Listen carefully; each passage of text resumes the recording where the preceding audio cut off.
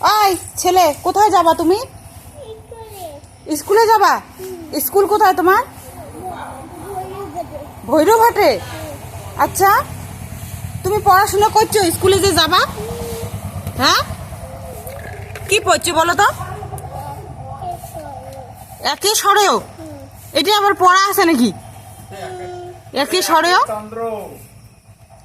এদিকে দেখো, এদিকে দেখো, এদিকে দেখো, স্কুলে যায় কি করবা? দুষ্টুমি। হ্যাঁ, দুষ্টুমি।